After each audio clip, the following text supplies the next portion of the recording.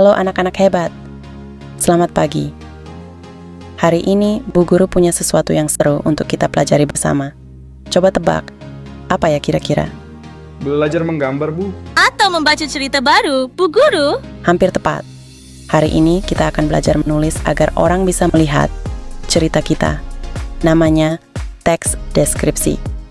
Bayangkan taman sekolah, rumput hijau, bau bunga, angin sepoi. Tulis dengan indera. Yuk, coba. Coba kalian ingat, pernahkah kalian menceritakan kepada teman tentang mainan baru, hewan peliharaan, atau tempat wisata yang kalian kunjungi? Aku pernah cerita tentang kucingku, Bu. Aku bilang bulunya putih dan lembut, matanya bundar seperti kelereng. Nah, saat Dodi memberikan detail-detail itu, dia sedang melakukan deskripsi.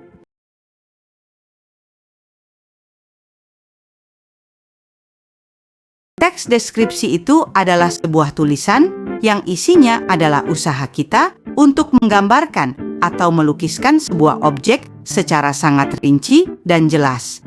Tujuannya adalah supaya orang yang membaca tulisan kita bisa merasa seolah-olah mereka melihat, mendengar, atau merasakan sendiri objek yang kita jelaskan itu. Teks deskripsi ini fungsinya adalah untuk memberikan gambaran yang nyata dan hidup kepada pembaca.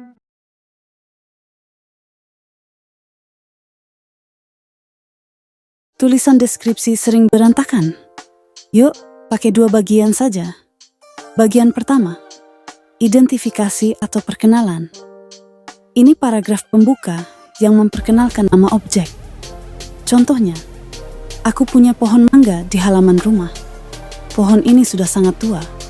Setelah itu, bagian deskripsi atau rincian. Jelaskan semua detail menggunakan panca indera. Berarti di bagian rincian aku bisa cerita pohon manggaku tinggi dan buahnya manis, Bu. Betul sekali, Dodi. Contohnya, pohon mangga itu sangat tinggi dan rindang. Daunnya hijau tua dan lebat. Buahnya oval, kulitnya kuning cerah saat matang. Rasanya sangat manis. Teks deskripsi punya 3 ciri penting yang harus kita ingat. Ciri yang pertama, objek yang dijelaskan harus spesifik, fokus pada satu benda tertentu saja. Misalnya, hanya tentang sepeda barumu. Ciri kedua yang paling penting adalah teks deskripsi selalu menggunakan panca indera kita dalam memberikan penjelasan.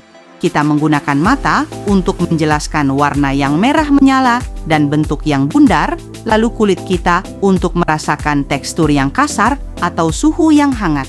Kita pakai telinga untuk mendengar bunyi yang nyaring dan juga indera lain untuk menjelaskan aroma yang harum atau rasa yang lezat. Berarti kalau aku cerita es krim, aku harus bilang rasanya manis dan dingin ya, Bu? Nah, itu dia tentang teks deskripsi. Sekarang kalian jadi tahu bagaimana cara membuat cerita yang bisa membuat orang lain ikut merasakan apa yang kalian ceritakan. Ingat, kuncinya ada pada detail dan panca indera kita. Sampai jumpa di pelajaran berikutnya.